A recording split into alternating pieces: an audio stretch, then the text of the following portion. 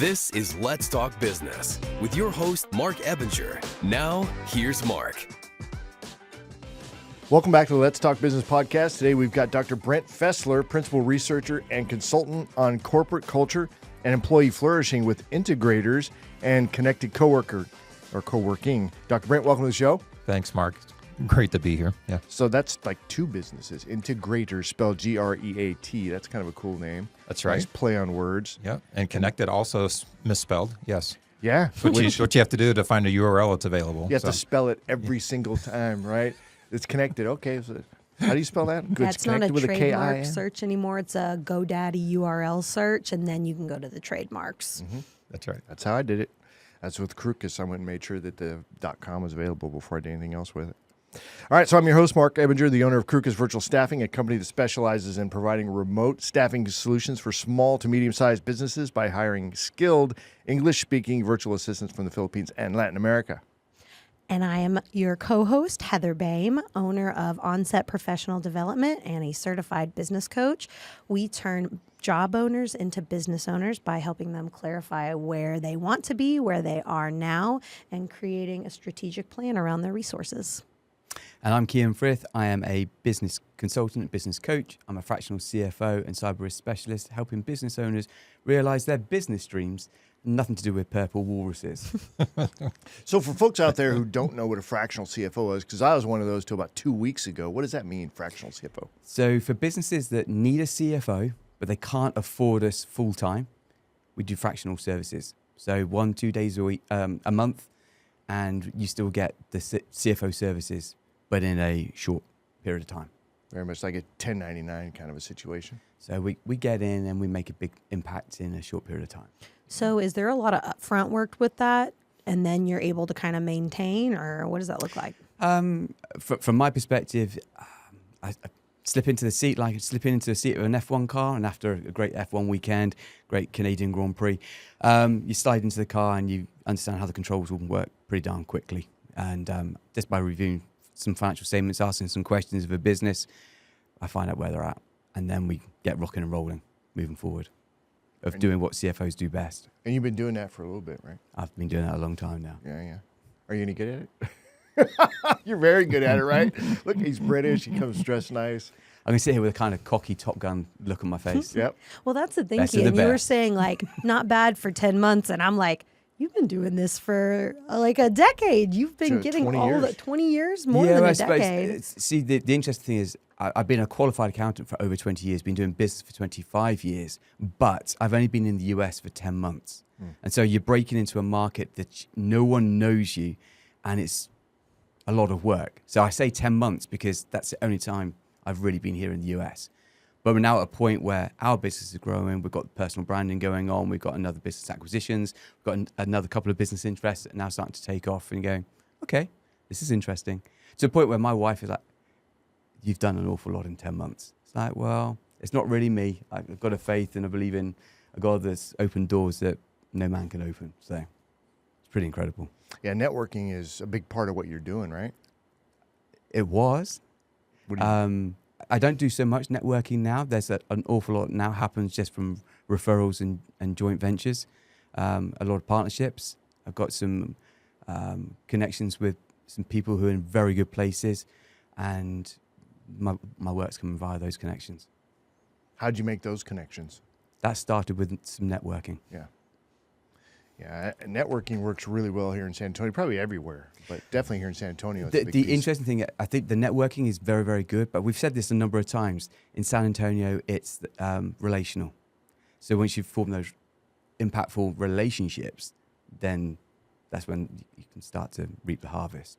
Yeah, and that's... So the seeds are sown in networking, for sure. Yeah, and being in the right network for what you're doing, you know? I mean, the four of us sitting around this table today, we could all network, but actually networking the same networks may not be most impactful or productive for each one of us. So it's knowing who your network is. Is your network just here in San Antonio? Is it here in Texas? Is it further afield? I'm trying to take mine further afield beyond Texas as well. And you have to network well. I was just reviewing Adam Grant's Give and Take, and while he's focused on employees, where you got givers and takers, and but that impact on networking is you don't want to build a relationship when you feel like somebody's about to take from you. The walls and the barriers go up right away, and so people can smell the trust pretty quickly, whether somebody's coming into a networking environment to try to take from you or to actually give and be very interested in That you. giver's gain too. And I have some interesting question because you're a doctor. Yep. And So what, not physician. no, right? no, I figured Yep. it was That's probably rule my something arm. psychology. What's your doctorate in? Just so I'm not like asking you. I did my education doctorate at Baylor fantastic. University. Yep. Studied learning and organizational change, and my dissertation was in adult character formation, which I'm sure we'll get into in a minute. Well, this is a great question for you then, because there's giver's gain, and I feel like we hear a lot about that. You got to give, you got to give, you got to give. Yeah. But what is that psychology, the reciprocation, the receipt of it? And because I feel like, especially for me, I focus a lot on the value of giving. I want to give value, but sometimes I find it a little more difficult to be on the receiving end of that because I'm just so in the default setting of like, let me just give it, but also there's like, I can't give everything away for free. Well, that's actually one of the most simplified models that I have of character formation, character development, is looking at the flow of the person, especially how you tend to view or measure success in a life. And I think it's true for a business too. If you think about a baby, when they come out, we've all been one or been around one. Their whole world is taking, right? They can't produce anything for anybody, and so it's not really a character issue. It's just all they can do is take. They can't feed themselves. They can't even tell you what they need. They're completely dependent on somebody else. Somebody has to feed them. Somebody has to wipe their butt. And like the joke, sometimes we work around people like that, where all they do is take. Somebody has to wipe their butt. The only thing they ever give you is a pile of crap, right? Nothing of value. We grow into kind of this more conventional stage, which is more transactional, where we figure out I got to give and take because if all I do is take, I would get rejected from every social circle. We kind of learn this in grade school. Well, should learn this in grade school. And then hopefully, though, we get to this much more mature person, which we see it biologically, where now I'm in this bearing fruit stage where I'm giving of myself to my kids or parenting. And my life is now framed up more by what flows out of my life, not by what comes into it. And so that's a simplified, like, is your life flowing in or your life flowing out? And we want to move, hopefully, onto this side of the spectrum where our life is more about how it flows out towards others. And I think our businesses, right, you want people on your team that are like that. You don't want to work with somebody where you're like, oh, I get a fair deal. You want to work with somebody who's like, man, every time I show up, they help me. Something good happens. Something great flows this way. Not like, man, it seems like, they take something from me every single time, right? So people don't come back, either whether it's in the workplace or whether it's a client relationship. And so I think that's another expression of Adam Grant's give and take. So there's some growth into that, but in the context of the networking and relationships, it also goes to, man, I haven't seen you in 3 years, but I remember the goodness. There was a giving involved, and that relationship goes right back to that. So I think even when we're, I call it like sowing seed or things, we're always giving value to people, even in a drip campaign. You're giving value so that when you reach out, it's like, hey, let's go catch up. There's this good memory of something beneficial happened last time that I interacted with that person, and so they want to reengage. But from, like, I guess back to your question was, at what point, how do you get the reciprocity? You know what I mean? You have to let them know what you want, is what I'm thinking, right? And make sure that they understand that there is some transactional component to it because you are networking at a business level.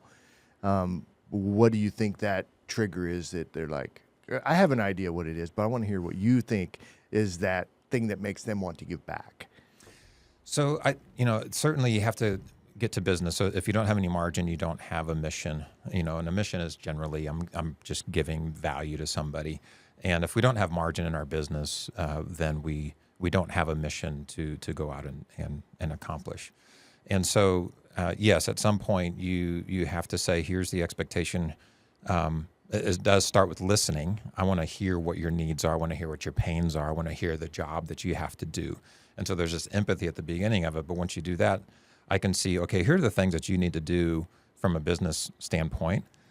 Here's how valuable I think it is to you, and start that conversation there. Would this be valuable to you? And generally, people, they're not asking for things to be free in the business world. I mean, they are, but right, they'll take anything for free. But I think great business leaders know you get what you pay for. And so great business leaders aren't looking for things that are free. They're looking for things that are valuable. And so when we, through that empathy, have come to the place where I can speak directly to the things that are most valuable to you, and say, is this what would be most valuable to you right now? Here's this pain that I'd like to take away from you, or here's this gain that I'd really like to bring closer to you, or a job that I'd like to take off your plate. Like, yes, and how much would that be worth to you? And now you can go ahead and transact, but it still feels like they're getting more than what they're paying for. You know, Yeah, where was it that I read something and it said something to the effect? Oh, yeah, it was a self-help book, but it said, give more in monetary value than the money you receive. So the money is good, but the value they receive either keeps going, or they see it as more valuable than the amount they're paying you. Yeah. And I think that's the hard thing about reciprocity, is you do have to ask for it sometimes. Like, people aren't just going to throw value right back at you because you gave them value. Yeah. You have to ask for the value that you have thought of in beforehand, or you deserve for the services you're rendering or for the value you're giving. And I think that's hard for some people, especially women. Honestly, like, you know, it's our nature to have babies and just give to those little takers. So it's a lot easier, I think, for women in business to just feel kind of resentful because they give, but they don't ask for the value back. Right. Yeah. And yeah, you have to, right. You have to identify, here's the value that I'm presenting to you. And I think, in some of the executive coaching and leadership coaching that we've done, I often see, I say often, multiple times, I've seen that slippery slope where somebody has so much care that it's out of balance with the accountability and some other things. And so if you think of a parent, as you're raising kids, you do start off with doing everything for them. But if that's where they stay, you haven't been a good parent. It's also in tension with that protection and the service. Intention with that is the other goal of, I've got to raise you to become independent. I've got to grow and develop you. And so I've seen managers, supervisors get in really chaotic places where they feel like their job is primarily just to take care of, protect. I'm going to solve your problems for you. And they get overwhelmed with just the mess and things, like they're constantly cleaning up messes. So I'm so excited. I'm so sorry, but behavioral science has been one of my little mini obsessions lately, because I think it's so interesting how you expect it from babies and you expect it from toddlers, and you can kind of know. I don't expect a 1-year-old to pick up after themselves, but I'm going to make my 4-year-old do it because I don't want her to turn into a brat. But you see very similar patterns coming up in work and jobs and having employees. So where is that line where people are like, I tell you how to do it, I show you how to do it yourself and ask questions? What's that formula for you look like, so they know when to go from doing it for you, parent mode, to you need to take ownership for the fact that you are in a role that I'm paying you for? And how do they then hold them accountable from your perspective? I'm just so interested in it. Yeah. Sorry. Well, I mean, you kind of just said it. There's one of the leadership frameworks, path goal leadership, a similar one, situational leadership. Both of those talk about in different situations you lead certain ways. Very directive style sometimes, which is generally low experience. I need to, even if, maybe not even tell you how to do it, you watch me do it first, depending on what it is. And then I want you to grow into having more expertise, and there's less and less and oversight, more encouragement, and shifting into like complete delegation where, man, you become the expert. Whatever comes in the door, I expect you to handle it and come at me when you get overwhelmed or things like that. So there's two things. One, being aware of the situation that you're in and identifying it. You may be, and it is situational. It's not just person. So you can be leading one person one way in a particular situation because they're an expert in there, but now we've got a new technology, or we've got or you're putting somebody in a new role. This is a great one when you're promoting somebody from being really great technically and moving them into a supervisor role.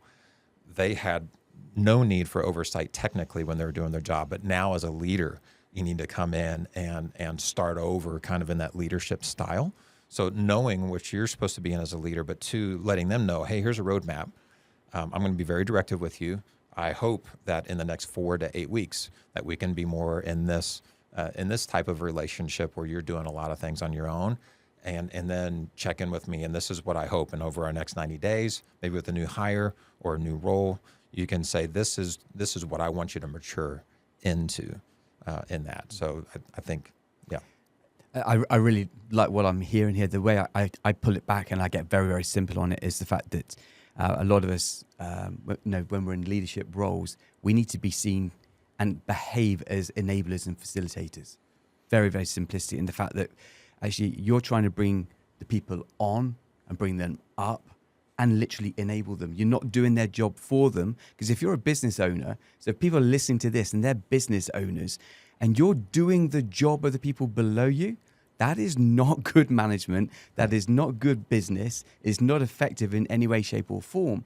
But if you start to gain the skills that enable them to do their job with accountability, with a smile on your face because you're facilitating, you get the best out of those people that are working with you, and you get more out of your business as well because they're working effectively and efficiently. It starts to transform things quite dramatically.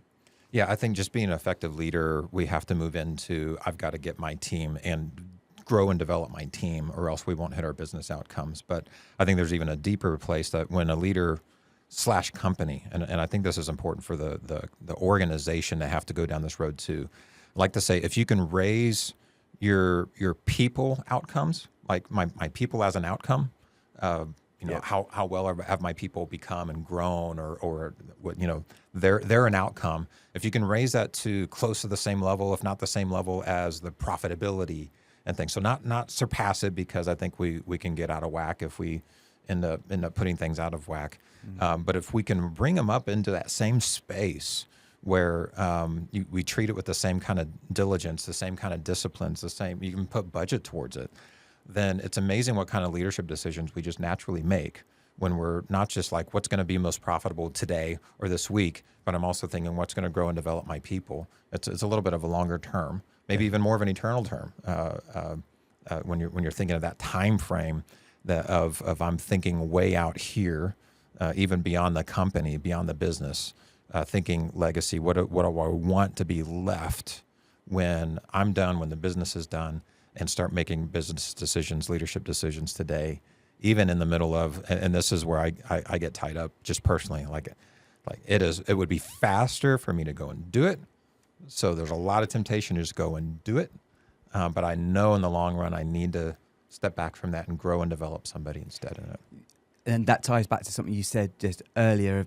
There's a lot of business owners, maybe in small businesses, where they take a very direct approach because there's an inexperience. And Heather, I'm sure you see this a lot with kind of the people that you're working with, hence why they're coming to you, or that the light bulb started to come on, you're going into them to help them get the clarity, go, you need to face up to this. Well, now go deal with it. That's a big thing that I notice in small businesses, because most small business owners don't start with business degrees or that corporate leadership training. They're just building a business, and sometimes it takes off faster than they expected. And you think of the technical skills, the technical product that you're trying to push out to your customers.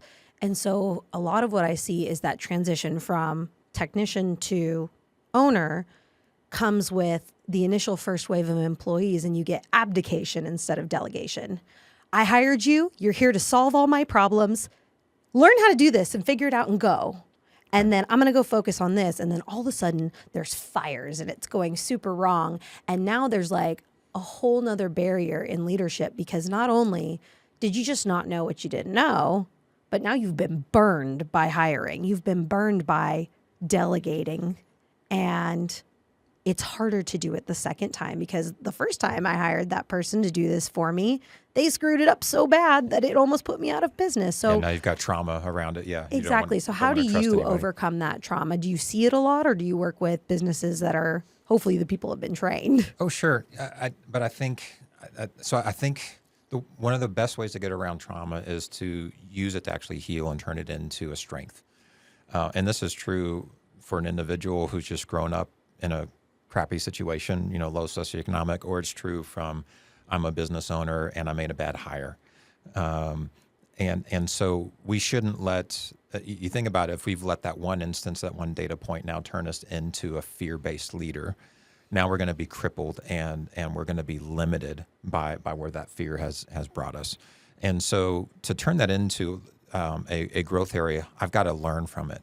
And this is a step that I myself included, we skip the learning step at the end of a project, at the end of a bad hire, the postmortem of everything, end of a relationship. What did I learn from that? How do I turn that into something good? And if you think about what is one of the primary nutrients for a plant, when you want to go and get your yard looking really green, or you want to go make fertilizer.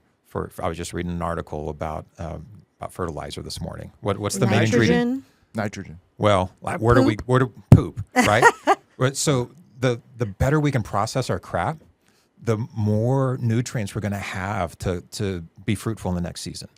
And I think right? Well, oh no, I love it though, because the thing with processing your crap is it's pretty hard to do it by yourself, because your head. Correct. Sure. Even those of us who do it for a living, we help people process stuff. We don't do a great job of processing our own stuff, or at least I don't. I have a whole whiteboard dedicated to trying to process my own crap, and that's why we have coaches. That's ourselves. why we have coaches. Yeah. Every coach has a coach, right? That's right. Coaches are great for that, but it does stink. Yeah, it's not fun. It takes time. There's no substitute for time. Like most people cannot process all the crap just like that. It does take time to break down things and to learn how to integrate it back into becoming a growth area. Our particular philosophy for character formation really relies on a very clear identity for both the individual, for the organization.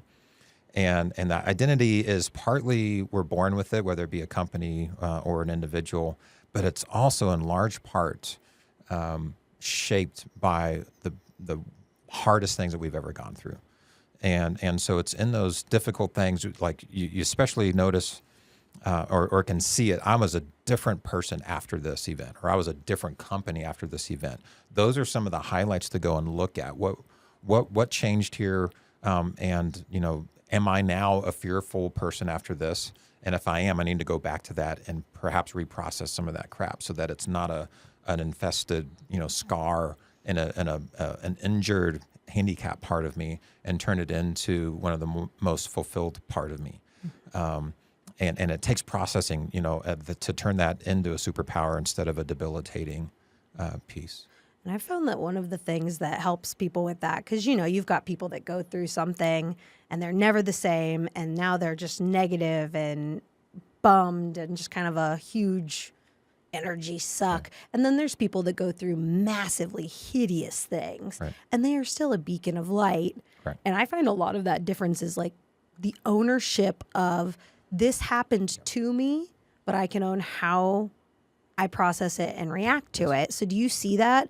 Are you pushing ownership? Like you're trying to get them to own it? Or do you mostly work with people that have already owned that, hey, I can't change the past, but I'm going to change my future kind of a thing? We absolutely call it out. And I think that's one of the things that I love Viktor Frankl. If you've never read his book, The Meaning of Life, or Man's Search for Meaning, Holocaust survivor. He was a psychologist going into it, and he's like, the last freedom that anyone can ever take from anyone is their attitude to respond to any circumstance. And this is somebody who, everything had been taken away: family, clothes, money, status, food, freedom. But he said, you can never take away my attitude that I can frame up the purpose and meaning of this instance, even suffering and pain.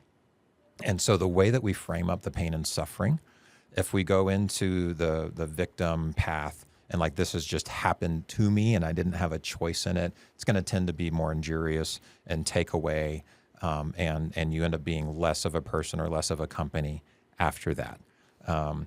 However, the only difference, the attitude of I frame this up as on the other side, like a gym day, right? Nobody goes to the gym looking, you walk into the gym and you see a bunch of torture equipment, right?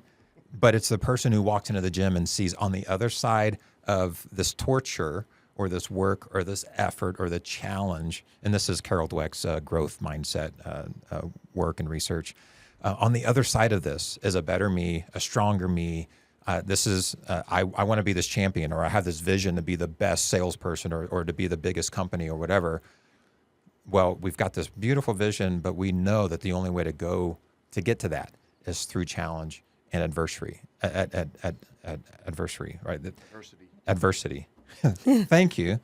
I'm only, short on the coffee yet this morning. But like you don't see somebody with big muscles and think, oh, wow, they were just born with those things. You know the only way that they got to that, even if they were doing steroids, they still had to go work. They still had to, lift. And I can't be jealous of somebody else's muscles because I know exactly how to go and get them. I just haven't paid the price for it.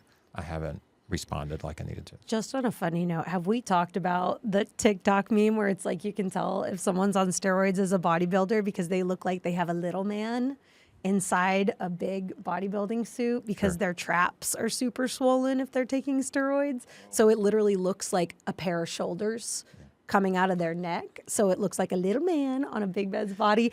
I cannot unsee it. It was hilarious. I watched like a whole TikTok of it, and they're right. You can. Yeah.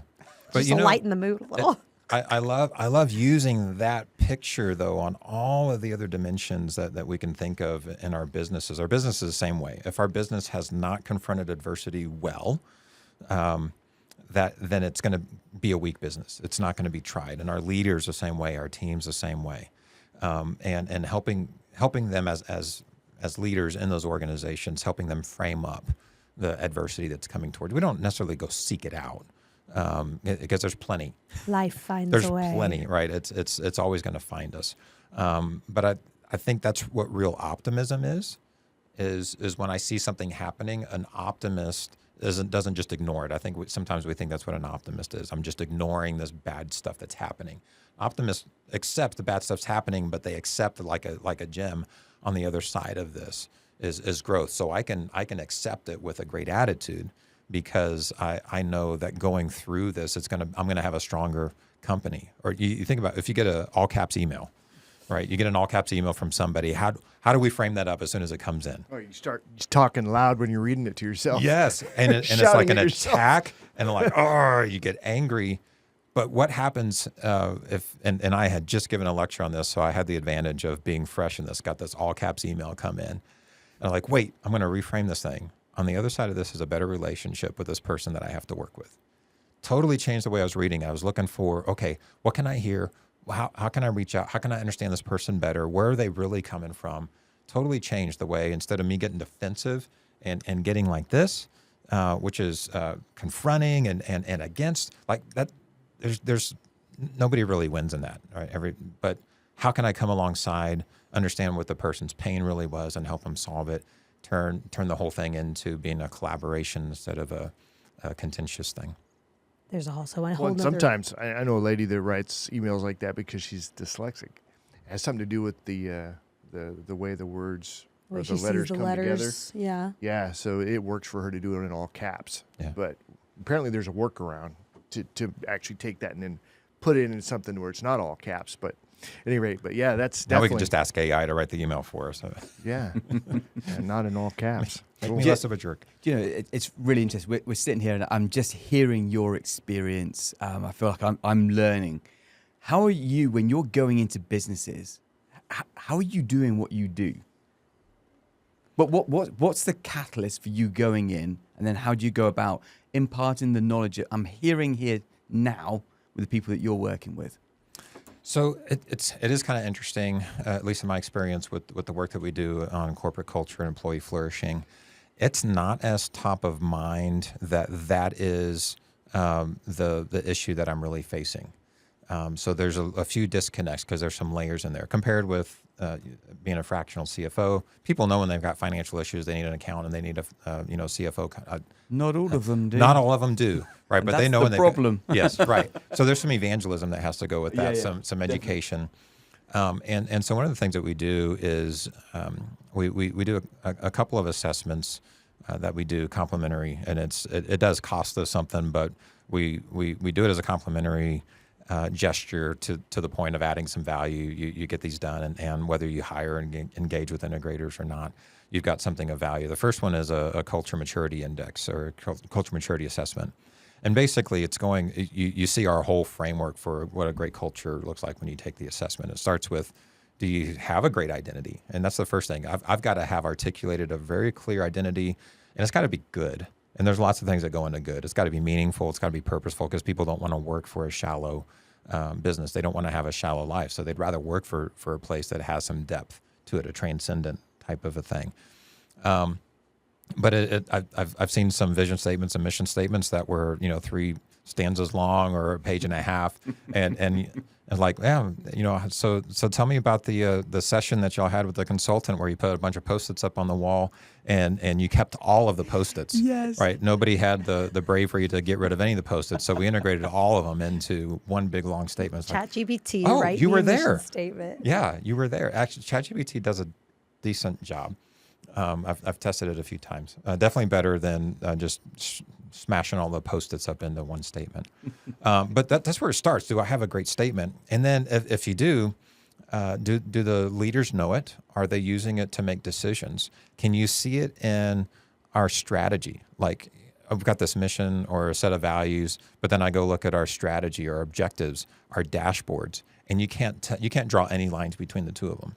And so that's the next place to go. We say we're this, but we're not reinforcing it at all with the things that we actually hold our people accountable. All the things we measure you on, it doesn't reinforce our identity, right? So that's another stage of maturity.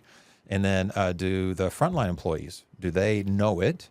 Are they using it on a daily basis to make decisions? So that assessment helps set the stage that from a culture standpoint in my business, how mature are we? And generally, we'll have the C-suite fill that out. And how long does that assessment take? Is this something it's you're shaking your quick. head like, yeah, it's easy because I'm a pro. Well, it's less than 5 minutes for them to fill it out. And wow. And so then I just put it up on a table and we just go through little bit by little bit.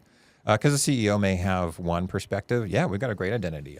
Everybody knows it, but they haven't actually preached it well,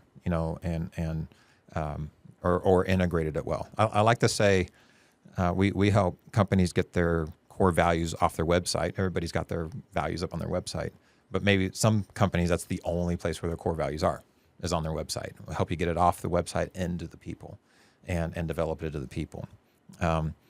We do take, so my research is in adult character formation. And so we also try to talk about how are you trying to integrate your corporate identity, your values, your mission, your vision. How are you trying to integrate that into your company? And I've seen a lot of great, not bad organizations, but when they want to integrate it, they'll hire only a communications firm or marketing firm. And we just need to communicate it. We need to do some nice slicks and just communicate it, because that's all we need to do is communicate it out. But we don't do that with our kids. I think this is going back to the parenting mindset. If we'll make a lot of great culture decisions if I think about what are the things that I need to do to develop love in my kids, and we will naturally start making some great organizational decisions. So my kids need to know what love is. They need to experience love from me first, and then I need to go tell them to go practice love. And then after an episode, we need to reflect. And those are the 4 factors that really emerged out of the research, and they make sense. But it was great to see them come out of the study. You need a clear framework. You need to model it well, and those are the first 2 things that'll kill a culture. We say we're one thing, then the leaders don't live it out. And then the third thing is we get to go apply them. Hey, when you go and manage this project, or you get to go and do this thing, I want you to focus on our core value of excellence or service or whatever. and then afterwards close that loop. Remember, we talked about learning earlier. Reflect on it. I've got a question. Where does candor fit into that? Because I experience a lot of small business owners where they're like, if they would just tell me when they have a problem, then I could fix it. But they seem scared to tell me about things. And to me, that shows that your employees don't have that trust with you and feel that they can be candid with their constructive criticism or their negativity. Yeah. You only want to hear yes. So how do you handle that on a larger scale? Because I feel like in corporate America, that's going to come up a lot. Yeah, I mean, I think there's multiple ways to look at it. There's some things that only a third party is going to get real honesty on, especially when we start getting into some personal issues. And I'll come back to that when we talk about employee flourishing. But there's, a good 360 will tell you a whole lot. And because there's just only so much that people are going to, at least your broad population are going to say, hey, I need this. They're expecting you as a leader to understand and see things. So if I'm not, I need to be rounding out my hearing and my seeing with an effective 360. And that can be informal. I can be asking, hey, how do you think so-and-so's doing? Or what's going on? But I need to have a really good framework on that. I need to know what questions I should be asking for. But if you have a good 360, leaders, managers, supervisors are going to get some really great information from that. And we use that in all of our leader development and leader coaching is a good 360 and self-assessment. We like to do both because on some things, you want to match up their self-assessment with the 360. And when you see a mismatch there, it's like, well, I think I'm really good at this. And everybody says, no, you really suck at this. It's like, oh, I got a blind spot. Well, we talk about blind spots all the time. And, in the physical, we only have eyes on the front of our head, so we are naturally just going to have a blind spot. Even this morning, I was getting lint off of my shirt and I could see the front of my shirt. I could not see the back. I had to ask my wife, can you please get the lint off the back of my shirt? So I need that. It's healthy. It's not like you never graduate past that. You never grow another set of eyes on the back of your head. We never grow past it. I think it's actually one of the best things about maturity is growing into better community, better relationship, knowing how, in the Christian faith, there's this great story of when Jesus washed the disciples' feet. And we often use that in the servant leadership type of a talk. But when he debriefed at the end of this thing, he didn't say this is as a leader what you're supposed to do to the people who follow you. He said you're supposed to do this to each other. You should be washing each other's feet. And I think it's a great picture of what it means to have a great 360. You got people around you that, one, you're humble and courageous enough to offer your stinky feet. We often think of the person that's down there scrubbing some stinky feet. But it also takes a lot of courage to offer up to a peer or to somebody, not a servant, your stinky feet. It's not their job. It's a mutual relationship. And there's a lot of courage and a lot of humility that goes into that type of thing. And I think that's why we see humility and courage as some of the most desirable traits in leaders, is because they're naturally going to be seeking out that kind of feedback so they don't have the same blind spots. Yeah. I feel like naturally is a strong word. Most leaders, I feel like that's a more learned trait. Nobody really wants to be told their bad spots, but that's how you grow, right? You're right. It's kind of you got to force yourself to grow into wanting that feedback, and then being courageous enough to ask for it is the thing that doesn't happen as often, because even for, small businesses, you don't see annual reviews, 360s coming up. That's very larger scale business. Right. And a lot of small businesses don't do that just because they just don't know what they don't know. And it's a whole big jump. But those are the businesses you see becoming the larger ones, right? Yeah. But it can't. So I say natural. Yeah. You can form a habit in it. You can form that habit.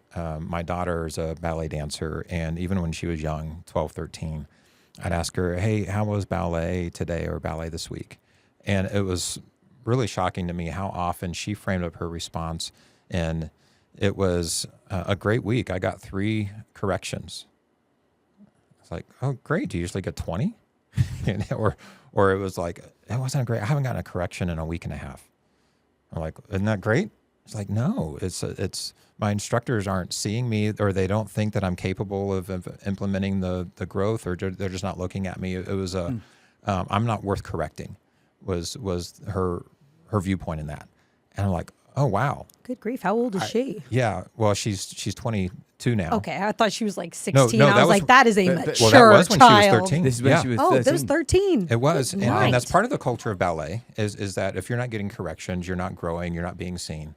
And so it may not necessarily be a completely healthy thing, but it was that seeing that mindset, and like I should have that mindset more of, hey, if I'm not getting any negative feedback at all, I know I'm not perfect, right? So this can be one of those things as a leader. How do I know if things are not quite going well? It's like, well, when it feels like everything's going really well, nobody's telling me anything. That's not an indicator that nothing's wrong. Maybe an indicator that there's not safety, that I'm not seeking the feedback out. So those are kind of like, oh man, I haven't heard anything bad in a while. I need to go do some seeking. How do you guys handle, so giving feedback's one thing, like, this is wrong or whatever. How do you then bring them through that? There's an analogy that I had heard from a Christian leader at one point, I don't remember who, but pointing out that somebody's in the filth, right? But not leaving him in the filth. Right. So what's your process there? So, I do try to use that coach. Usually this is in a coaching environment. And I'm like, look, this is a coach. Coaches never just say, hey, you're doing this really well. You're doing this really well. Right. They'll tell you those things to keep doing them. But every coaching session is going to say, okay, let's work on this. Let's work on this. And the mindset that you really want to develop in the people you're coaching or the people that are on your team that you're leading is that I'm not pointing out a permanent defect. And if you're seeing it as a permanent defect, it's a mindset that we need to shift. I'm pointing out an opportunity for growth. You're going to be more valuable after we work on this thing. And it doesn't mean it's not painful. So acknowledge this is not going to feel great. Acknowledge the fact that I can't always just walk in and start with correction. One of the life experiences that I have that have really shaped my views on leadership and character and organizational culture is being an adoptive dad. And that sent me down a lot of the psychology and being an amateur psychologist, really.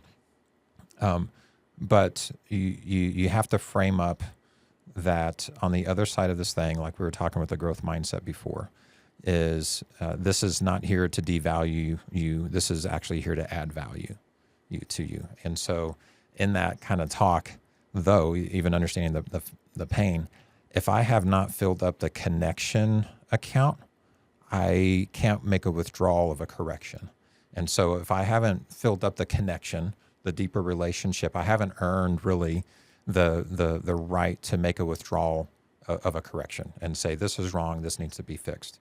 And so it's hard when you're in a first session and you're saying, hey, look at all this 7 growth opportunities we have here. You need to start at, hey, let's talk about some of these strengths. These are great. We were going to want to capitalize on these, but we can't leave them there. Let's now talk about some of these growth opportunities over here. So framing them up well. I think it's really powerful when you get to a point with your coach or whoever you're working with, to a point where the person across from you can share their weaknesses and know they're not going to be judged for them. They're going to be led through them or helped through them. And if you can get to that point, people can make massive change, but it goes beyond just acknowledging their strengths. What does that look like for you to gain that position of trust? Yeah. Where they're like, I can share this with him because I know he's not going to judge me and he's not going to make me feel like garbage about it. He's going to help me be better about it. The trust, especially loyalty, is earned over time. I like to think of the difference between trust and loyalty as you earn trust with performance, and which is important. We need to do that, but that hasn't necessarily built loyalty. Once you have loyalty, you have a lot more freedom for mistakes and growing and getting through messes and things. And the loyalty really only comes through care. I'm going to have a hard time being loyal to anyone or any organization that I feel does not care for me. But when I do feel that they care for me, I'm going to tend to reciprocate with care for that. And often when we're talking about like high performance teams, or you look at like Peter Senge's work in the Fifth Discipline and the shared vision, all these types of concepts. It's not just that there exists the shared vision, but the shared vision of my values overlap with yours and my mission overlaps with yours has to really be connected with some care. And I have to demonstrate some care. You can do that through listening. You can do that through understanding and investing in, helping that person grow without strings attached, right? It comes from that earlier part of our conversation where we start off with the giving, with the investing, with the sowing. And once we've done that, then we have an opportunity to kind of reap, grab that harvest, pluck some fruit of correction or difficulty. You touched on an aspect earlier about employee flourishing. Yeah. Do you want to help us understand more of what that means and how business owners here in San Antonio could see that? So this is one of those that we're usually so good about compartmentalizing our personal life that we don't want to let it show. Whether it be just I'm good at it or out of fear. I feel if anybody at work sees some of my personal life, it's a risk, it's a negative kind of a thing. And right or wrong, that means that we have people who, if they're not flourishing in their personal life in some space or their real life, I mean, not just their personal life, their life in general, it means that when they're coming to work, they're coming as a fractional employee, and you're paying for a whole employee, but they're coming as a fractional employee, right? Great point. Right. Yeah. Right. And so we use Harvard's Human Flourishing Instrument. There's 7 dimensions of flourishing that they have in there. That includes close relationships, meaning, and health, mental health, physical health, and things like that. And so we administer that to the entire employee population at an organization. And we get data back so that we can now go to the leadership team and say, here is how your employees are flourishing or not flourishing. And on average, somewhere between 30 to 40% of an organization's employees are not flourishing significantly. Over 50% are not flourishing in an area of their life, but overall 30 to 40%. And that means, hey, I'm paying for 100 people on my team, but I don't have 100 people really showing up. And so the business case is if I can move that needle of flourishing with my employees, it's like hiring some new people without actually having to pay more to hire. You're effectively adding more FTEs to your team. And some of the really great benefits from that is expressing care, right? The employees are like, oh, wow, I'm not having to get a new certification for my work. I'm used to my company maybe paying for training and stuff, but I'm not used to my company paying to just invest in me. And in this flourishing program that we implement, what we do a workshop, we try to set some of these mindsets up of framing up difficulty and hardship and getting into the elements of our purpose and our meaning so that we can now draw on these as individuals. We also provide 2 one-on-ones with every employee in a company. And I haven't found any other consultant that will come in and say, I want to do one-on-ones with your entire employee base. I usually have to clarify, you mean with our leadership team? It's like, no, I'm talking about every employee. We come in and we've got a team of coaches, and we've got the tools, the excavation tools that help us be really efficient with that. But because one of the primary outcomes is articulating the individual's personal mission, vision, values, you really can't just say, here's the tools, go and do this, and out pops a mission statement or purpose statement that's really meaningful. It really does take some one-on-one time to explore and navigate, especially the difficult times, the high pressure times, the highs and the lows of life, because that's where we both get to see most about who we are, but we also get shaped into it. And then to help frame that up, I like to say most all of us can sing a song, maybe not well, but all of us will rock out with a song, right? And we may have our song, we've got our roll-up song, but very few of us can write a song, right? And so it does take some coaching to help you articulate and craft. These are the strong words that really define who I am, and it doesn't feel like I live a life of integrity and service, and that's a mission statement that kind of sucks, right? Nobody's gonna wake up and that like grab you emotionally, but when it is, when they're reading back their song, like this is my song, I know it was written, I wrote it, It's my song, and it's helping me become that. That's where that one-on-one really comes in, and then helping them build a flourishing plan. So that's the idea behind employee flourishing. Yeah. Okay. I love that. It sounds fantastic. I can hear the benefit. You're obviously working with larger scaled businesses. As small as 10 employees. Okay, and that's the interesting thing, because maybe quite a few people listening to this podcast would be maybe on the smaller scale. How could they? What are maybe 2 or 3 things that they could take from this today to put into their business, the leadership and the employees? So I think as a leader, my mindset really should move into, and there's some courage and faith to take on this mindset of, if I invest in my people, that is a good thing. Because often we're like, well, what if they leave? What if they go away? Then I've basically invested in this thing and it's left. So we have to take that risk. And one of the best ways to do that is, like, I'm fine with that as an outcome. And I've talked with some companies, especially when they have some, a lot of entry level positions, and they would love to just have somebody that they could depend on for 3 years on their staff. And like, so let's look at some that nobody's coming to these positions for a career, gig. They're coming here for a bridge. They're coming in here to make ends meet. Yeah. And so why don't you help them make lots of great ends meet? And if you do, you're going to attract better employees. They're going to serve you better while they're here. And they're going to leave and you have this great feeling. And like I have on my dashboard, whether or not they stay with my organization, if they have grown, if they have better understood who they are, that's a win for me personally. And I don't know if there's dollars attached to it. I have to trust that eventually there's dollars attached to that. And I've seen that they are. The dollars do come attached to it. But that would be, shifting the mindset first. The second would be, hey, you didn't get to the top of your organization. We talked about this briefly earlier. I didn't start my small business because I was really great with people. I was a really good salesperson. I'm the rainmaker, or I'm really good technically. That's why my business got off the ground. And so at some point I have to realize, I've got to hire HR person because I don't want to do HR, or I suck at HR. I've got to hire a fractional CFO. So I've got to call Kyan up because I don't want to mess with the books anymore. I want to keep it, stay out there making rain. Every time I've got my head in a book, in QuickBooks, I'm not making rain. So I've got to hire somebody in.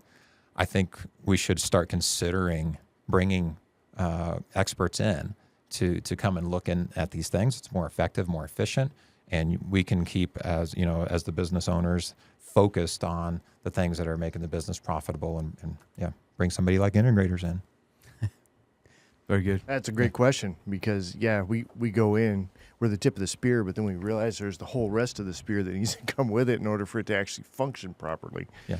So great conversation. We didn't really get into Kinected, but tell me about Kinected real quick before we get to the end of the show. Kinected Coworking, it is an expression of really what we're talking about, but for coworking. We've created a community. It's an ecosphere where businesses and professionals can flourish in their greater purpose. And so some of the unique things about at Kinected, besides being spelled really weird, it's a mashup of the word kinetic and connection, or connected, Kinected. But it has a lot of meaning there. And so that space is a place where we know that every individual coming through the door, they want some sort of movement. So that's the kinetic part. But they need to move in lots of dimensions. They would love to move more deeply. They would want to make some connections. They want to maybe make a sale if they're just meeting there. Whatever it is, they want to move forward and move somewhere great. And we know, though, that the deeper we can go, we want people coming in to go deeper into understanding who they are, deeper into their business, deeper into their relationships together, so that they can move into more of these trust-based relationships and things like that. And so we bring in lots of different dimensions. We've got a fantastic art exhibit there with some of the best artists in San Antonio, over 75 artists, almost 200 works of art. And we change that out every 4 months. And it's one of those things that most people are not walking in for the exhibit, but they're kind of accidentally confronted with art, and it's meaningful art. And so it's one of those things that get to go deeper. We've got a music room there, both for people who like to go and play, or we do have live music in there a few times a week. And we've got Connection Hour, which is kind of a TED Talk format where people get to share anything you find is interesting. The members will share anything that's interesting on a regular basis. Right now, it's monthly. And it is good furniture. It is good coffee. It is good Wi-Fi. So good parking, good location. So we check a lot of the transactional boxes. But we also, if the people aren't there, then our business model doesn't work. So we're really about intentionally bringing people together. We talked about the ecosphere before. You got to bring the right nutrients and the sunlight and the water, trying to bring all those things closer to people and reducing the distance between the things that I need to flourish. So I don't know. That's kind of a real high level view of what Kinected is all about, but it really is a cool place. I mean, I wanted to build a place where I'd go to work with my friends, and that's what it's become. Just got a lot of great friends there. How much capacity do you have left? So we, square footage wise, we are 75% full. Okay. So we've got a few office suites remaining.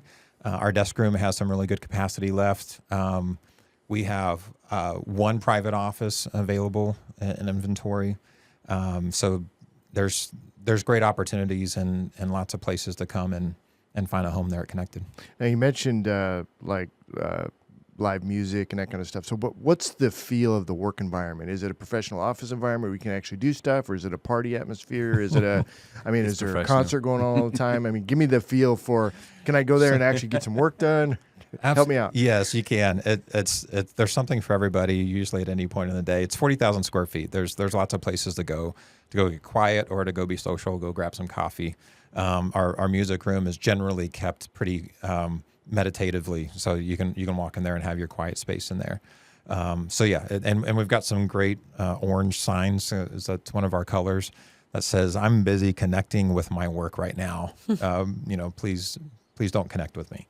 Are they offices, individual offices, or is it just open space? We have lots of different levels. Okay. We do. Yeah, we do have a desk room. We've got a coffee lounge. So if you're used to more of the coffee environment, go work in there.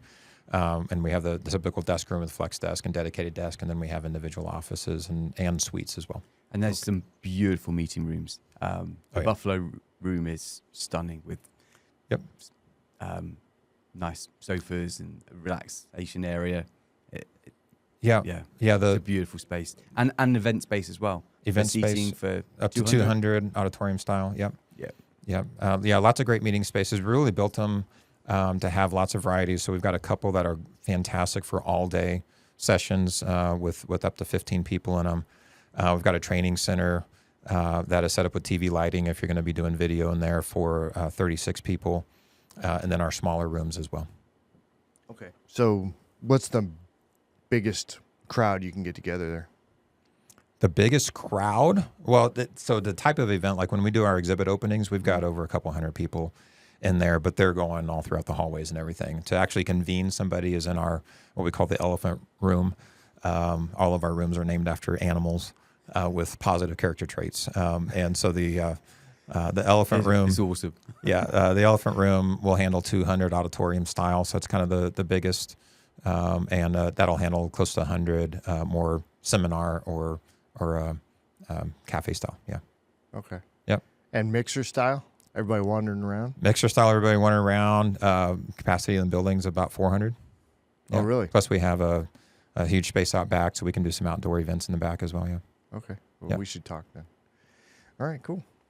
All right. It is a really cool space. And the vibe as you go in, it's quite unique. I got to go visit. And even to be able to just go in and walk the corridors and see the art, I mean, the art it really is fabulous. It's quite thought-provoking, and at a time when maybe you've been working hard, you just want to take some time out just to walk and just look at the art. It's very therapeutic, very relaxing. I often see somebody kind of rushing down the hall, and then you see them slow down as they start just looking around them. It's fun to see kind of that pace slow down a little bit. Yeah. Where's it located again? What area? I-10 and Wurzbach, right across from USAA. Yeah. Okay, awesome. All right, and then so give us a website for your co-working space. Co-working is Kinected.work. And again, that's spelled Kinected. And then Integreaters is integreaters.com. And that one is a mashup of integrating greater purpose. So integreators.com. GREAT on great. That's right. All right, awesome. All right, Dr. Brent, I appreciate that. It was a great Thanks, Mark. conversation. That's what I like about these. It's very organic, and it kind of just goes wherever it goes. Yep. So, all right, well, I appreciate that. What about social media? Anything like that people should follow you at? Follow there. I also send out book summaries with Integreators. So I send out 3 book summaries a week. So if you're trying to keep up with the latest books and don't have time to quite consume all of them at a time, these are 12 minutes or less book summaries. So you can get on the Integreators website. You can subscribe there, and they're fantastic. Yeah. So you do them yourself? No, a friend of mine, Steve Cunningham, has done those book summaries. Yeah. And what's the format? Is it audio, video, paper? What is it? Most of them are both video and audio, and you can also read on the sheet. Yeah, the transcript. Huh. It's like Cliff Notes. It's like and generally it's like, oh, this is a book that I really want to go get, or I got enough out of it. Yeah, that's what it's best used for. That's kind of a cool idea. Yep. So it's 3 different books a week? Yep. So like there's a book on Monday, 150? Tuesday. There's another book. Yeah, I've got 100 close to 150 books in the library. Wow. Well, that's kind of cool. Very cool. All right. Well, I appreciate that. All right. Thanks, Dr. Brent. I appreciate that. As we wrap up the show, a quick reminder to check out our latest podcast and catch video versions of the show anytime by visiting our website at satalkradio.com. That's going to be it for this one. Great job, everybody. Great discussion. Have a great week. Thank you.